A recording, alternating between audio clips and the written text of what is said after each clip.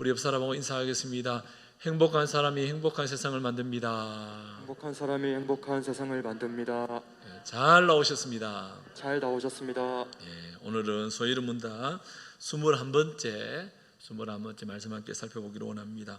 여러분 나눠드린 유인문들 여러분 한번 보실까요? 나눠분들 유인물 유인물 보시면 복습이 있죠. 복습 36문인데요 같이 한번 읽어볼까요? 금생에서 징이 양자됨 그리고 성화에 동반되거나 흘러나오는 여러 유익은 무엇입니까? 시작.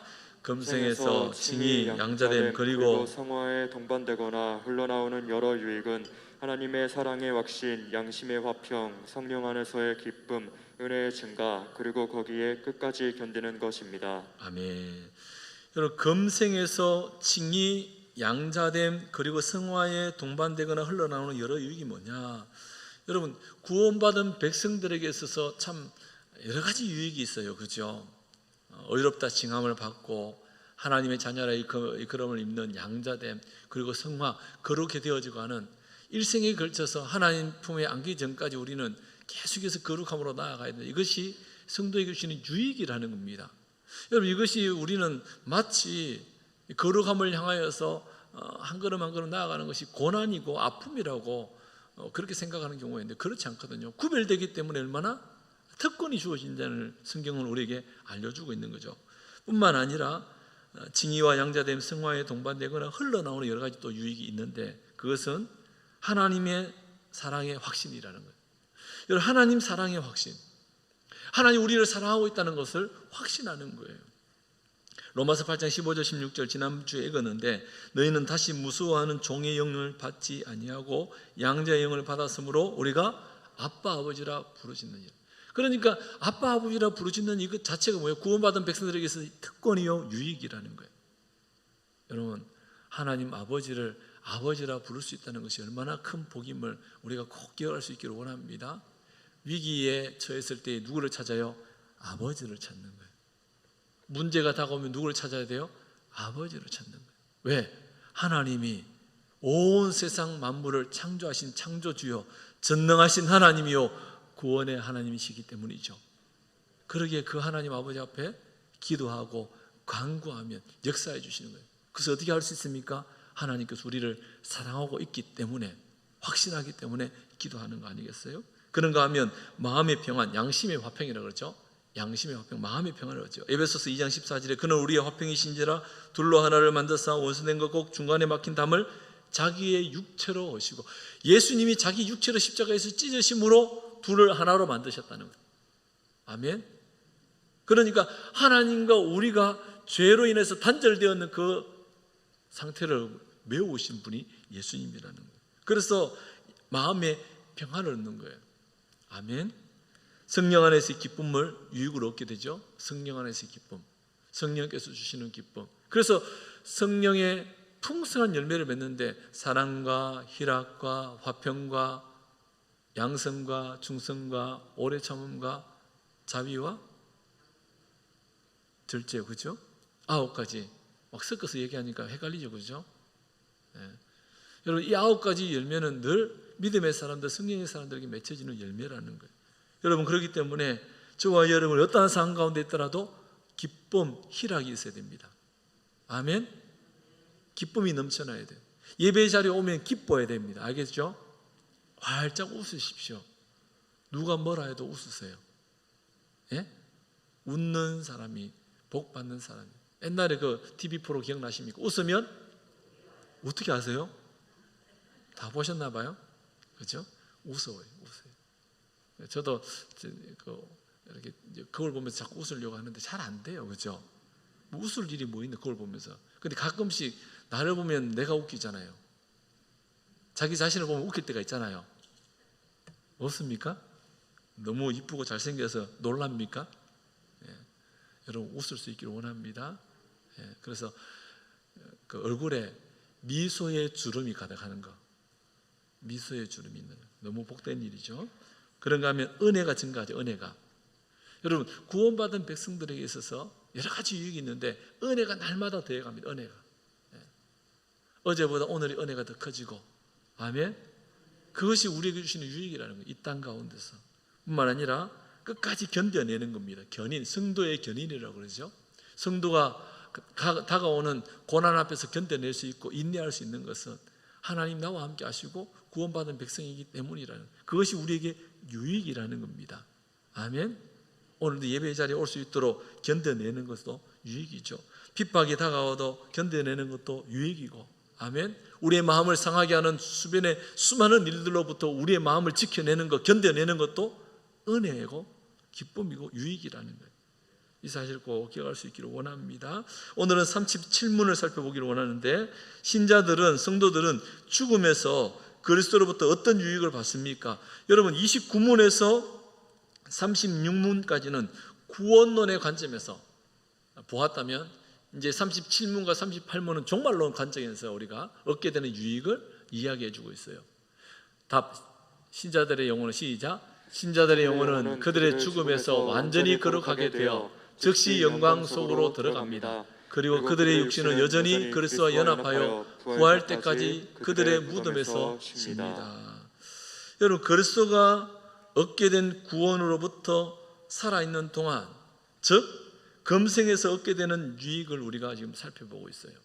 그리스도로부터 얻게 되는 구원의 그 유익, 여러분, 예수 그리스도께서 십자가에 죽으심으로 구원이 우리 가운데 임하는 건데, 여러분, 이것을 죽음의 관점에서 볼 때에도 유익이 있다는 거예요. 죽음의 관점에서 볼 때. 성도의 죽음은 슬픔으로 끝나는 것이 아니죠. 성경은 그래서 성도의 죽음은 어떤 유익을 주느냐, 이것이 오늘 우리가 좀 살펴볼 소위 여러분들 37인문이에요. 첫 번째는 영혼의 관점입니다. 영혼, 완전히 거룩하게 됩니다. 성도는 죽음과 함께 거룩함으로 들어가게 된다는 거예요. 즉시 있다가 아니고요, 즉시 영광 속으로 들어갑니다. 그러니까 죽는 순간 뭐예요? 바로 영광의 세계 하나님을 만난다. 이게 유익이라는 거예요.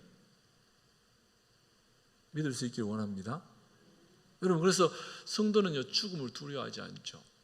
그리고 영혼의 관점에서 그렇게 유익이 있다면, 육신은요 여전히 그리스도와 연합돼요. 부활 때까지, 푸덤이 아니고 무덤, 부활 때까지 오타네, 오타, 무덤에서 쉬게 되는 거예요.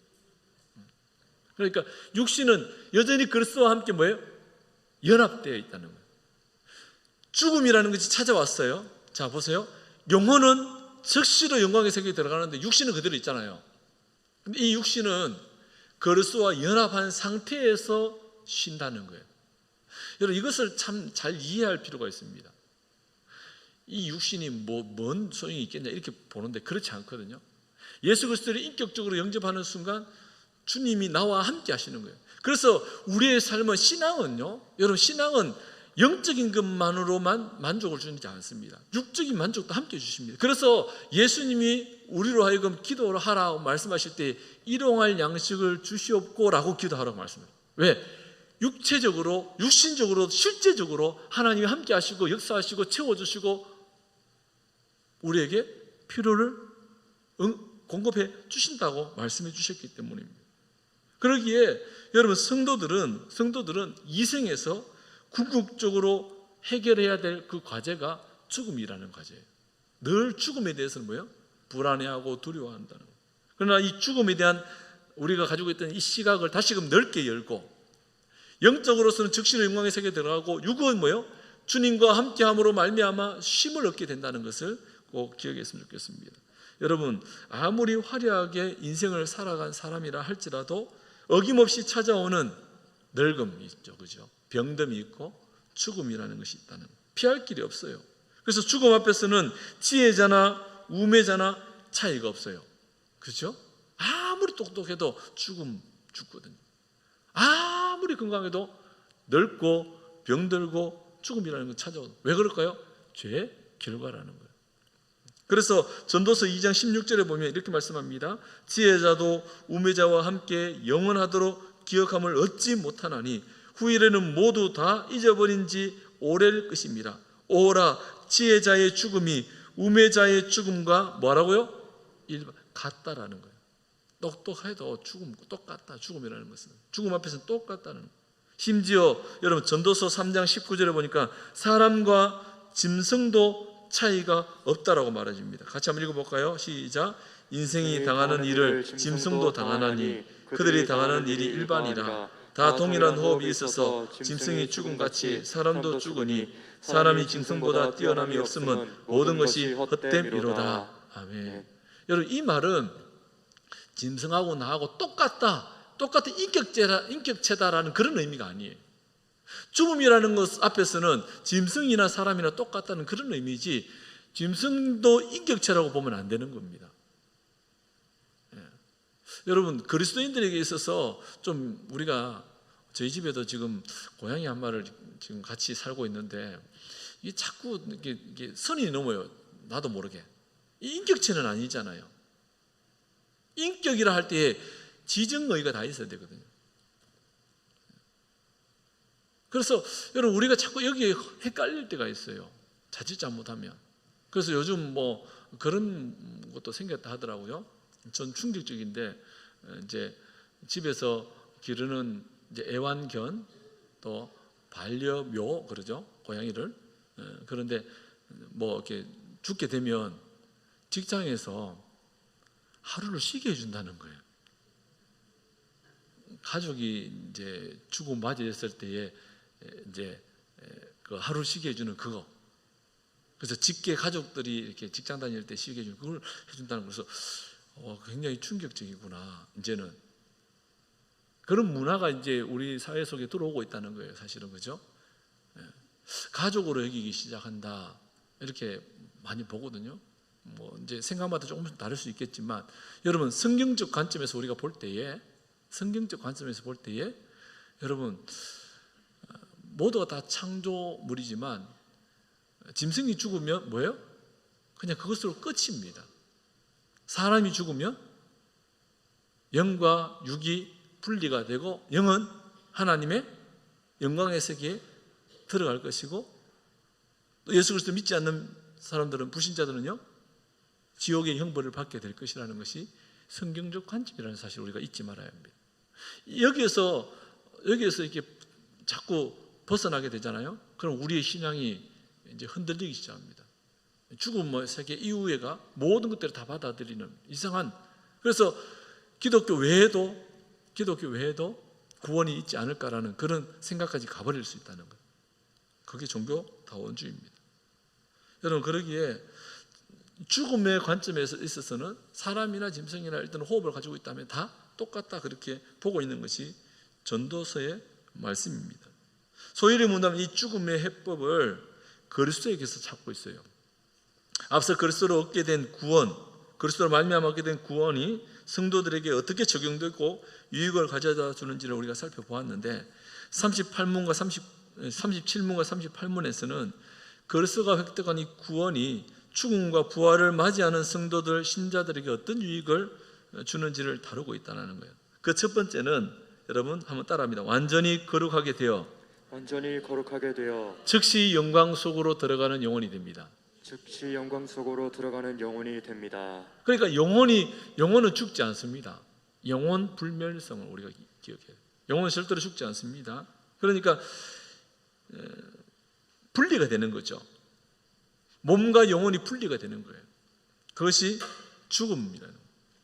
분리된 인간의 영혼은 어떻게 되느냐 그러면, 예수님은 예수님과 함께 십자가에 못 박혀 죽어가는 사람에게 이렇게 얘기합니다. 누가복음 23장 43절에 내가 진실로 내게 이르노니 오늘 내가 나와 함께 어디에 있으라?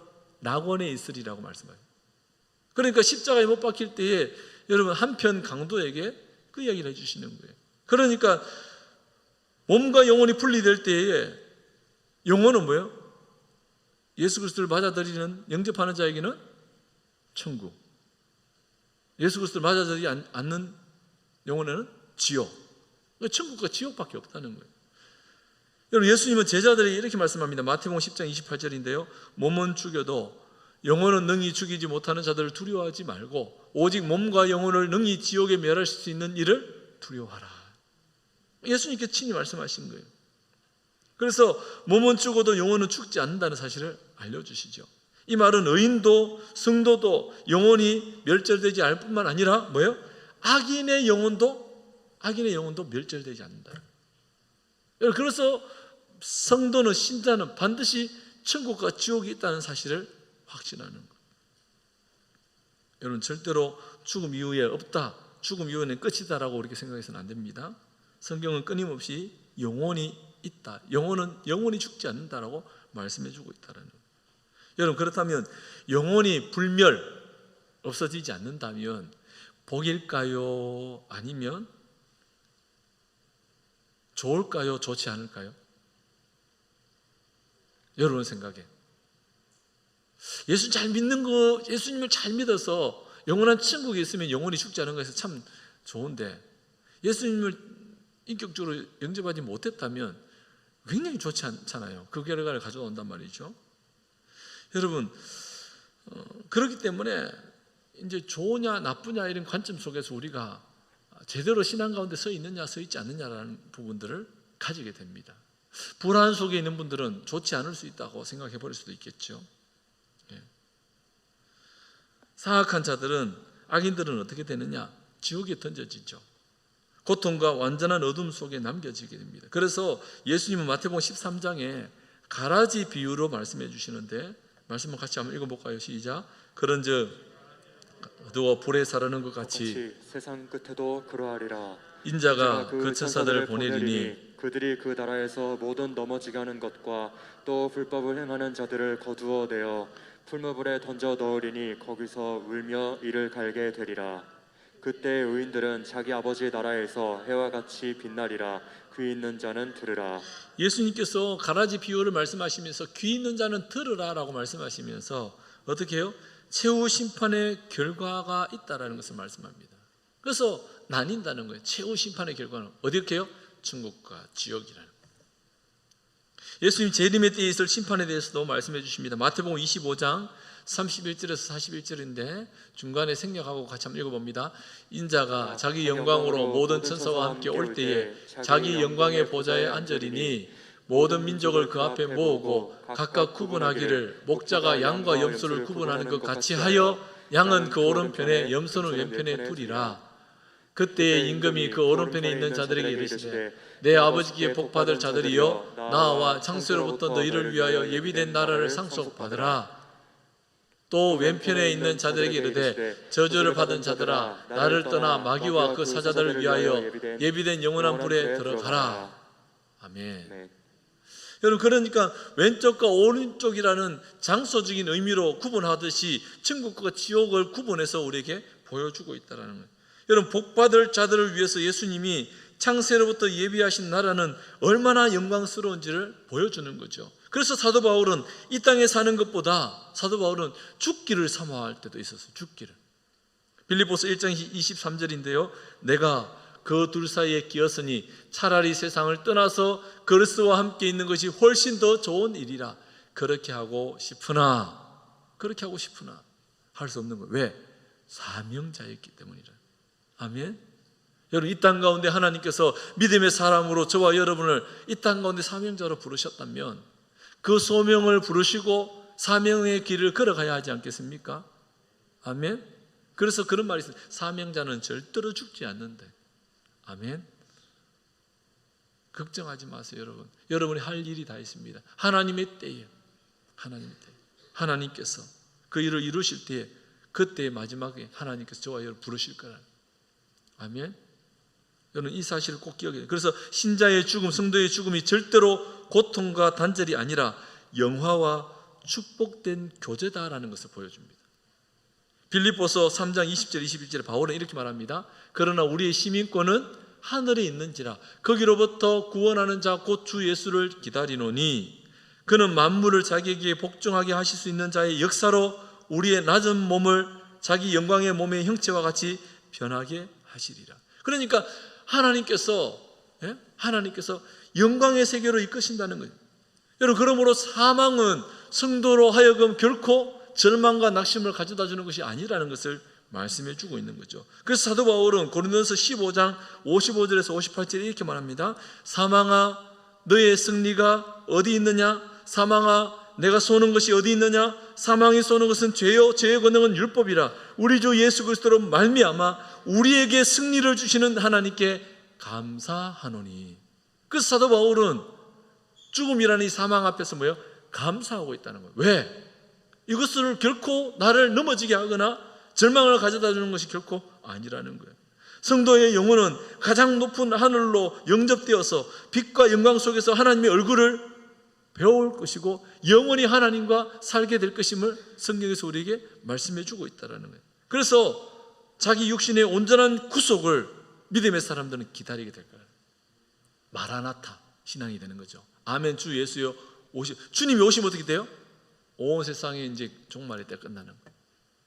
그래서 초대교회 성도들은요, 믿음을 지키기 위해서 수많은 핍박과 환난 가운데서 뭐예요? 주님이 오시기를 고대했던 거예요. 왜? 주님 오시면 끝나니까. 이제는 영광의 세계에 들어가니까. 본향에 들어갈 수 있으니까. 여러분, 이 믿음을 가지고 승리를 주시는 하나님께 감사하는 자들이 될 수 있기를 간절히 소망합니다. 그러므로 성도는 죽음이라는 것을 결코 두려워해서는 안 됩니다. 영광의 세계를 기대하고 교대할 수 있어야 되고 속히 임할 재림의 때를 바라볼 수 있어야 되는 거죠. 그런가 하면 성도의 죽음은 어떤 유익을 얻게 되느냐? 두 번째, 그들의 육신은 영혼의 문제를 해결했다면 이제는 육신의 얘기입니다. 육신은 여전히 그리스도와 연합하여 부활 때까지 그들의 무덤에서 쉬게 될 거라는 거예요. 여러분, 영혼은 영광의 세계에 들어가잖아요. 거룩하게 된다면 육신은 그리스도와 연합한 된 모습으로 안식을 누리게 된다고 말하고 있습니다. 영혼은 거룩함을 얻게 되는데 육신은 죽고 나면 그 몸이 썩는다는 것을 우리는 다 알고 있어요. 여러분, 썩는다는 것은 좋아할 사람이 있어요, 없어요? 없어요. 별로 안 좋아하죠, 다. 육신은 죽고 나면 그 몸이 썩는다는 것을 우리는 다 아는데 다 싫어요. 하지만 소요리 문답에서는 육신은 썩지만 안식을 얻는다라고 알려주고 있고 성경을 우리에게 그것을 보여주고 있어요. 죽음을 맞이한 육신은 그리스도와 연합한 상태로 쉼을 얻게 된다는 거예요. 여기서 중요한 것은 그리스도와 연합한 상태로 쉼을 얻는다는 거예요. 예수 믿었기 때문에 영은 천국 가지만 육신은 뭐예요? 연합한 상태에서 쉼을 얻게 된다는 거예요. 여러분, 여기서 참 여러 가지 충돌이 있을 텐데 뒷부분에 해결이 될 겁니다. 계속 따라오세요. 죽음을 맞이한 육신은 그리스도와 함께 쉼을 얻게 되는데 늙고 낡아지고 그 다음에 지친 육신은 죽음은 무덤에서 휴식을 취하게 된다는 거예요. 어떤 면에서 볼 때 죽음은 육신으로 인한 고통과 지침으로부터 해방이죠, 해방. 그런데 죽음을 맞이한 성도의 육신은 여전히 그리스도와 연합되어 있다는 거예요. 그리스도는 한번 연합한 성도들의 육신을 결코 버리지 않습니다. 여러분, 그래서 이런 생각을 할 수 있습니다. 영은 떠나가고 육신은 그냥 이래 있는데 다 썩어지고 그냥 흙으로 돌아가 버리면 끝이 아닐까? 여러분 보세요. 그리스도와 연합한 상태에서 쉼을 얻어야만이 주의 재림의 때에 이 육신이 신령한 몸으로 회복된다는. 그래서 그리스도와 연합한 상태에서 쉼을 얻는다는 것이 중요하다는 거예요. 성도는 그러므로 죽음을 결코 두려워하지 않는다는 거예요. 여러분, 우리나라 격언에 이런 말이 있습니다. 개똥밭에, 개똥방이 아니고요, 오타가 오늘 좀 많아요. 개똥밭에 굴러도 이승이 좋다라는 말이 있어요. 들어보셨죠? 그죠? 개똥밭에 굴러도 이승이 좋다. 뭐예요? 그냥 이 땅이 그래도 낫다, 이런 의미인데 믿음의 사람들은 이 격언이 별로 어울리지 않아요, 사실은. 왜요? 우리는 영원한 천국 입성할 자들 아니겠어요? 그래서 이 땅에 만족함을 두고 사는 인생이 아니라는 거예요. 우리는 영원한 천국에 만족을 두고 사는 인생이에요. 아멘? 꼭 기억하십시오. 그래서 육신은 반드시 재림의 날에 새롭게 변화될 것입니다. 그렇다면 여러분, 오늘 몇 가지 좀 질문을 우리가 하죠. 그 질문에 대한 해답을 통해서 우리가 좀 우리 신앙을 점검해 볼 필요가 있는데, 그 첫 번째는 어떤 질문이냐? 영혼만 거룩하게 잘 되면 되지 무슨 육신까지 신경을 써야 하는가? 이런 질문을 하게 됩니다. 신앙생활 하다 보면 이쪽으로 많이 빠지게 돼요. 여러분, 영혼도 중요하지만 육도 중요하죠. 아멘? 천국에 들어갈 영혼도 중요하지만 이 땅에 남겨질 육신도 중요하다는 거예요. 왜 그러냐? 하나님께서 창조하신 몸이기 때문이죠. 아멘? 그래서 저와 여러분의 육신의 몸도 소중히 여겨야 돼요. 잘 가꾸고 관리하고. 아멘? 그래서 인간은 하나님이 가장 귀하게 만든 창조물이라 라는 사실이 있지만, 인간이 영과 육으로 창조되었다고 할 때에 영이 더 귀중하고 육은 덜 귀중하다는 의미가 아니라는 거예요.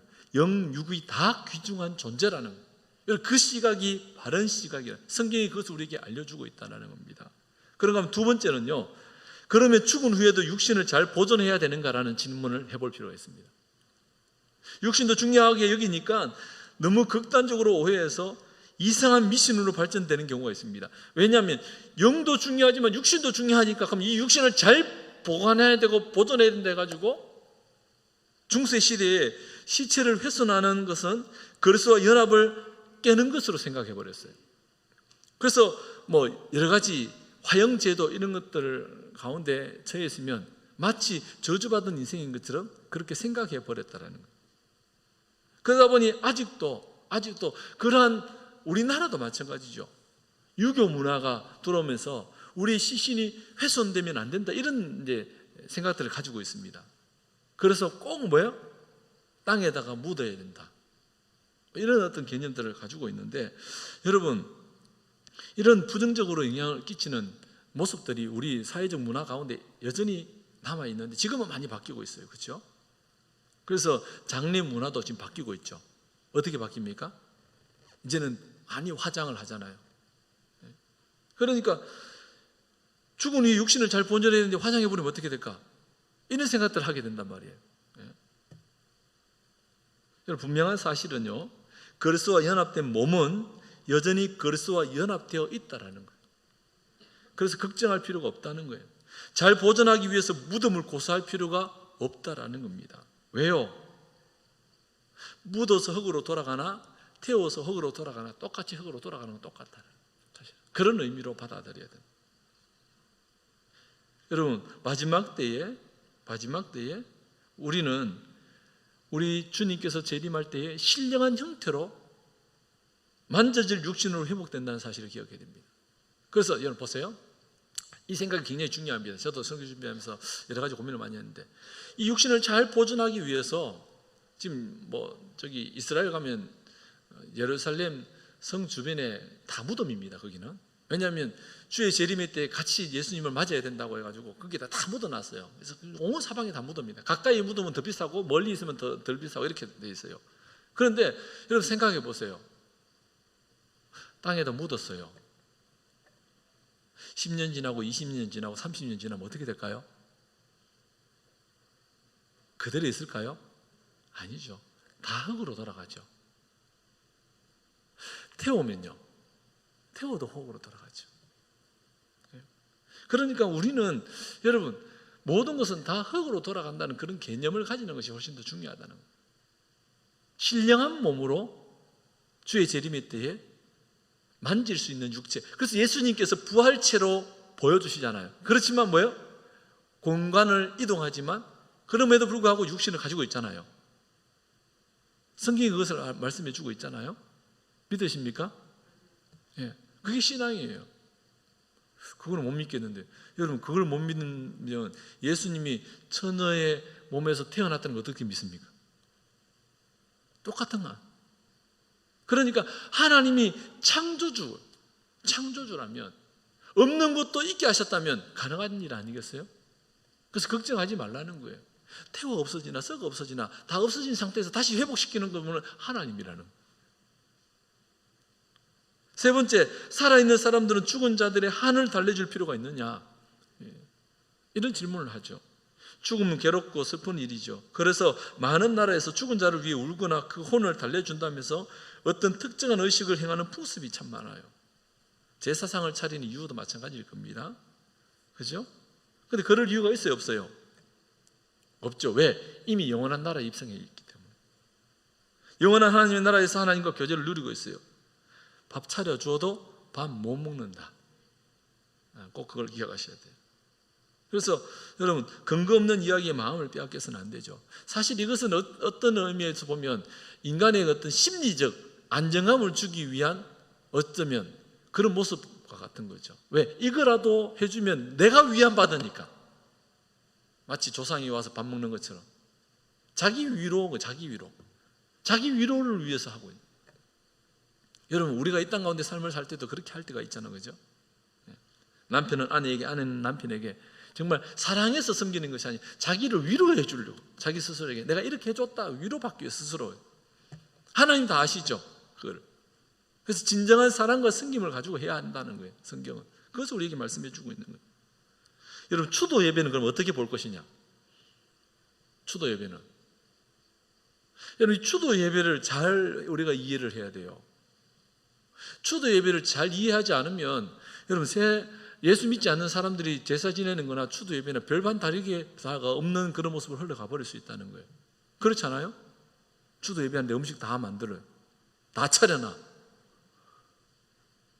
그래서 제가 참 안타까운 것은 이 음식을 누구를 위해서 만드느냐가 중요하지 않겠어요? 여러분, 추도 예배 때 여러분 밥 먹어야 안 먹어요? 모여서 모이죠? 밥 먹죠? 살아있는 자들을 위해서 밥을 준비하는 거예요. 꼭 기억하셔야 됩니다. 마치 추도 예배도 다 차리고 상까지 펴놔놓고 미리 다. 여러분, 그건 제사나 추도 예배 말만 바뀌어진 형태지. 그렇다면 추도 예배는 뭐냐? 추도 예배는요, 돌아가신 분의 신앙을 돌아보는 모습이어야 하는 거예요. 돌아가신 분의 추모할 때에 그 넋을 기리는 것은 결코 아니에요. 돌아가신 분이 이 땅 가운데서 신앙의 삶을 살았다면 어떤 신앙의 삶을 살았는지를 가족들이, 살아있는 사람들이 모여서 이야기를 나누는 거죠. 이분은, 우리 할아버지는, 우리 부모님은 이래이래 신앙생활을 하셔서 예수님을 인격적으로 영접하셨고 그렇게 사랑과 섬김을 실천하셨고, 그러면 어떻게 해요? 살아있는 가족들과 나머지 있는 우리 자녀들에게 그 신앙의 모습들을 이야기를 통해서 흘려줌으로 함께 믿음의 사람들로 세워져가는 것이 목적이는. 자칫 잘못하면 제사하는 거나 뭐 별반 다르지 않아요. 그런 모습으로 흘러갈 때 간혹 오늘 이런 얘기 나왔으니까 좀 하십시다. 장례를 이렇게 식장을 가게 됩니다. 믿음의 사람들이. 근데 장례가 누군가가 이제 돌아가셔서 죽음을 맞이했는데, 여러분, 그리스도인들은 삼가 고인의 명복을 빕니다라는 말을 사용하면 돼요, 안 돼요? 목사님, 그동안에 우리 맨날 그거 썼는데요. 그러니까 맨날 썼는데 남 쓴다고 쓰면 되냐는 거예요. 제 말은. 그리스도인이라면 한번 고민해 봐야 된다. 그럼 삼가 고인의 명복을 빕니다라는 하면 뭐예요? 고인에 대한 명복을 비는 거예요. 고인이 뭐예요? 복 받기를 원하고 좋은 곳으로 가기를 원하고, 이런 의미가 담겨 있다는 거예요. 차라리 뭐예요? 차라리 그리스도인이 이렇게 말하는 거죠. 죽음을 맞이하는 가정에 위로가 있기를 소망합니다. 천국의 소망이 가득하기를 원합니다. 이것이 더. 그러면 장례를 당한 가정에 우리가 예배를 드리러 가면 누구를 위해서 예배를 드리나요? 죽은 사람을 위한 예배입니까? 살아있는 사람을 위한 예배일까요? 살아있는 사람을 위한 예배. 꼭 기억하십시오. 그래서 남겨진 가족들이 마른 신앙생활을 할 수 있도록 위로하고 격려하는 거죠. 그게 초점이 맞춰져야 돼요. 돌아가신 분이 초점이 아니에요, 사실은요. 돌아가신 분은 이미 뭐예요? 그의 영혼, 천국이든 지옥이든 가 계실 거고, 육신은 뭐예요? 그냥 거기에 계시는 거예요. 그래서 연합했다면 쉼을 얻고 계실 거고, 그래서 연합하지 않으면 그죠? 그 육체는 그저 뭐예요? 그렇게 있다가 나중에 주의 재림의 때에 신령한 모습으로 변화되어서 지옥 가는 거예요. 이해되시나요? 그렇기 때문에 성경이 죽음에 대해서 어떻게 말씀하고 있는지 우리가 꼭 기억해야 됩니다. 우리는 자꾸만 이런 성경이 말하는 바를 깨닫지 않으니까 장례 문화 속에서도 뭐예요? 마치 이것을 같이 새기죠. 그래서 한 명이 삼가 고인을 명복을 빕니다. 그러면 저도 삼가 모인 쫙 이렇게 이제는 좀. 제가 여러분 얘기하려 하다가 말았는데 왜 안 했냐? 여러분, 이럴 때에 얘기하는 거예요. 이럴 때에.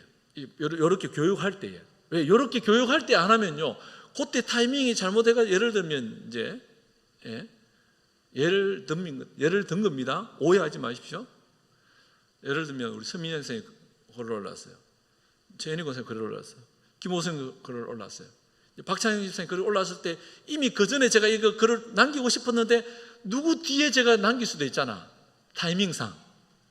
그런데 우리 집사님은 그렇지 않겠지만 박창영 집사님 글이 올라왔을 때 제가 글을 남기면 집사님을 상대로 이렇게 글을 남긴 것처럼 오해를 해버리니까. 이해되시죠? 그러니까 성도 간에 괜히 이렇게 마음 상하는 일이 생겨요. 그래서 타이밍을 못 잡겠는 거예요. 다 끝나고 나면 얘기하면 그것도 좀 아닌 것 같고, 장례 났다고 시작할 때 올리려고 하면 이미 그때부터 막 사람들이. 그래서 여러분, 그런 의미를 가지고 있다는 거예요. 주님의 위로가 있기를 원합니다. 슬픔에 있지만 주 안에서 승리하시기를 원합니다. 천국 소망이 있기를 원합니다. 이렇게 이제 표현해내는 거죠. 그래서 장례나 추모, 추도 이런 부분에 있어서 우리가 잘 이해를 할 필요가 있다는 거. 네 번째, 연옥이라는 것이 있는가? 여러분 많은 그리스도인들이 이 부분에 헷갈려 하잖아, 그죠? 연옥이라는 것이 있는가? 카톨릭에서 말하는 이 연옥은 사실 잘못된 모습에서 기인한 거죠. 성경적 근거는 전혀 없습니다. 성도는 즉시 영광 중에 들어가게 된다라고, 하나님과 거하게 된다라고 말씀해주고 있습니다. 그러니까 죽음이라는 것이 맞이하는 순간 뭐예요? 영은 예수 믿으면 즉시 영광의 세계에 들어가는 거예요. 예수 안 믿으면 어디에? 즉시 영원한 형벌 가운데 놓이게 되는 거예요. 그걸 성경으로. 근데 이 연옥설은 카톨릭에서 죄 문제를 해결하기 위해 노력하는 중에 면죄부로 활용하면서 연옥설이 나오게 됩니다. 그래서 면죄부를 팔게 되죠. 많이 헌금하면 여러분의 부모님이, 여러분의 조상이 천국에 갈 거라고, 극락으로 갈 거라고. 여러분 지금 이러한 것들이 한국 안에도 굉장히 있습니다. 많은 종교에서 이것을 이용하고 있습니다. 불교에서도 마찬가지고요. 불교에서도 그렇게 얘기합니다. 공양을 잘 하게 되면, 사실은 여러분 불교는 윤회설이잖아요. 윤회설은 알죠? 죽으면 다시 태어나고 이렇게 하는 거예요. 그런데 내가 공양을 많이 한다고 해서 돌아가신 분이 좋은 데 가는 게 아닌데, 이게 지금 불교가 이상하게 가르친 거예요. 사실은 불교의 교리는 그렇지 않습니다. 윤회설입니다. 살아있을 때 잘해야 사람으로 태어난다는 거예요. 그러니까 말도 안 되는 거지만, 근데 그들의 교리로 봤을 때, 그들의 이제 생각으로 봤을 때, 여러분 돌아가신 분을 좋은 데로 보내기 위해서 공양을 한 말이 안 맞는 거예요. 사실은 그렇지 않겠습니까? 그러니까 참 가톨릭도 면죄부를 팔면서 많은 이익을 얻었죠. 오늘날 교회에도 약간 그런 투의 어떤 이상한 모습을 가지는 경우가 생기죠. 여러분 그렇지 않습니다. 꼭 기억하셔야 돼요.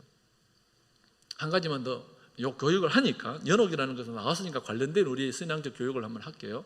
오해는 없었으면 좋겠습니다. 오해. 이 하고 나면 굉장히 좀 오해를 자꾸 했어요. 자, 여러분 자녀들 이름으로 헌금을 할 수 있어요. 헌금을 하다 보면 어느 날 자녀 이름으로 헌금을 했어요. 성경적인 것은 여러분 잘 기억하십시오. 성경은요, 자신이 예수를 믿어야 됩니다. 이 자녀가 좀 예수를 잘 믿었으면 좋겠다는 그런 바람이 있는데, 이 자녀가 직접 하나님 앞에 헌금하기로 그렇게 훈련을 하고 교육해야 되는 게 부모의 모습이어야 돼요. 이 헌금을 자녀의 이름으로 한다고 해서 이 자녀가 천국에 들어가는 것은 아니에요. 이 자녀가 예수님을 제대로 믿어야 하는 거죠. 아멘. 바람은 있습니다. 바람은 예를 들어서 이제 부모가 자녀를 바른 신앙 가운데 기르기 위해서, 저도 우리 자녀에게 헌금을 할 때 어릴 때는 뭐 하잖아요. 지금 우리 뭐 장로님 가정에서도 이제 손주를 위해서 1,000번 예물을 드리듯이 이 아이가 하나님 앞에서 이제 그런 모습들, 바른 신앙적인 모습들은 필요는 합니다. 필요는 하는데, 이 자녀가, 우리의 가정이, 또 내 남편이, 예를 들어 우리 부모님이 신앙인이 아닌 지금 상태가 아니라면, 그분은 뭐예요?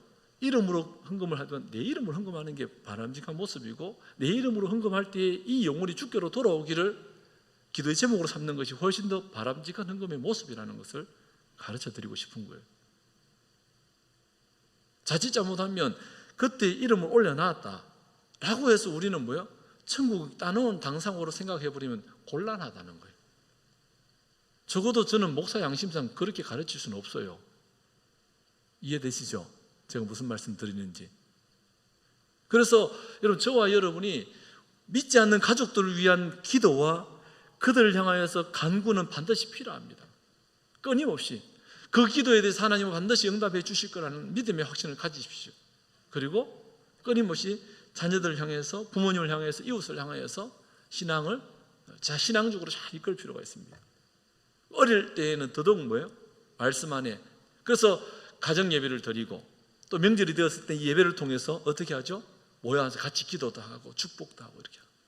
굉장히 중요하죠. 왜? 그것을 보고 신앙을 배울 거니까. 자, 다섯 번째 마지막입니다. 몸도 부활한다면 섞거나 화장한 몸을 어떻게 부활하느냐? 이게 참 많은 분들이 가지고 있는 궁금증 아니겠습니까? 앞서서 조금 제가 부연 설명을 했는데 창조에서 가장 중요한 설명이 뭐예요?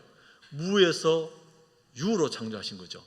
아무것도 없는 상태에서 하나님 뭐예요? 있는 것으로 창조하셨다면 있던 것에서 썩어 없어지고 있던 것에서 태워 없어진다 할지라도 하나님은 어떻게 해요? 새로운 형태로 만드실 수 있는 능력만 하신 하나님이라는 사실. 이것이 기독교 신앙이에요. 아멘? 그래서 우리는 불안해야 할 이유가 하나도 없다는 거예요. 많은 분들은 뭐예요? 나의 이성적으로만 생각해. 몸도 부활한다면 섞거나 화장하면 어떻게 부활하느냐? 불가능하지 않느냐? 생각해보라. 이 양과 질이 있어가지고 분리가 되고 어쩌고 저쩌고 쭉 설명하는데 여러분 하나님이 창조하실 때 양과 질 상태에서 창조하지 않았거든. 그러니까 여러분 창조주 하나님을 믿는 신앙이 얼마나 중요한지를 성경은 끊임없이 우리에게 말씀해 주고 있다는 거예요. 새로운 몸으로 새로운 형체를 가진 모습으로 부활할 겁니다. 부활할 때 절대로 차질 없습니다. 차질 없이 착착 진행될 거라는. 고린도전서 15장 52절 같이 읽어볼까요? 시작. 나팔 소리가 나매 죽은 자들이 썩지 아니할 것으로 다시 살아나고 우리도 변화되리라. 아멘. 여러분 성경은 우리에게 분명하게 말해요. 나팔 소리는 뭐예요? 주의 재림의 때에 일어날 죽은 자들이 썩지 아니할 것으로. 여러분 이미 죽은 자들인데 다 썩어버린데 썩지 아니할 것으로 다시 살아난다는. 그리고 우리도 뭐예요? 우리도 말씀 띄워봐요. 우리도 변화될 거라. 여러분 이 육신의 몸이 있는데 예수님 주의 재림일 때 육신의 몸이 그대로 주님을 만나는 것이 아니라 변화된 모습으로 만날 거라는. 아멘. 꼭 기억하십시오. 그래서 이제 우리가 이제 그럴 수 있잖아요. 이제 저도 이제 아버님을 천국 보내고 뭐 여러 가지 슬픔도 있고 아픔도 있고 속상하기도 하고 여러 가지 이제 생각이 들 수 있는데 이게 뭐 묻었다고 해서 위로가 더 되고 뭐 태웠다고 해서 위로가 덜 되고 이런 어떤 개념은 아니라는 거예요. 신앙인이 꼭 그걸 기억하시죠. 왜? 하나님은 반드시 썩지 아니할 것으로 살아서 주님을 맞이하는 자들은 뭐예요? 새로운 모습으로 변화될 거라는 거예요. 그래서 죽음에 대한 우리의 그동안의 시각을 오늘 이 시간 이후로 좀 바뀔 필요가 있겠죠. 두려움의 대상인 죽음이 아니고 주님을 만나고 고대하는. 그럼에도 불구하고 뭐예요? 이 땅 가운데 우리는 육신의 몸을 가지고 있기 때문에 반드시 슬픔과 아픔이 있어요. 그렇죠? 그렇지 않겠습니까? 저도 아버지 생각날 때가 있거든요. 좀 몸도 아프면 아버지 생각날 때도 있고 이거는 아버지가 참 좋아하는 음식인데 생각날 때도 있어요. 그죠? 그런데 그날 기분이 좋습니까? 안 좋아요. 기분이 뭘 좋겠어요. 좀 더 같이 있었으면. 이게 인간적인 바람이. 그거는 누구나 가질 수 있는 거예요. 근데 그걸 가지고 슬퍼한다고 해서 무천국 소망이 없다고 얘기할 필요도 없는 거예요. 왜? 인간이 가지고 있는 연약함이 있기 때문에 슬픔도 있고 아픔도 있는 거예요. 아멘? 그거는 충분히 우리가 이 땅 가운데 여러분 감정적인 우리는 모습을 가지고 있으니까 때리면 아프고 꼬집으면 아프고 그죠? 그게 이제 감정적인 게 있기 때문에 여러분 꼭 그걸 기억하셨으면 좋겠습니다. 결론적으로 여러분 성도들은 죽음에서 그리스도부터 어떤 유익을 얻게 되느냐? 성도들은 영혼은 그들의 죽음에서 완전하게 거룩하게 될 거라는 거예요. 성도는 그리고 즉시로 영광 속으로 들어가게 될 거라는 거예요. 죽음이 맞이하는 그 순간 즉시로. 그리고 그들의 육신은 여전히 그리스도와 연합하여 부활 때까지 그들의 무덤에서 쉬게 됩니다. 무덤에서. 여기서 이제 무덤이라는 표현이 썼지만 여러분 뭐예요?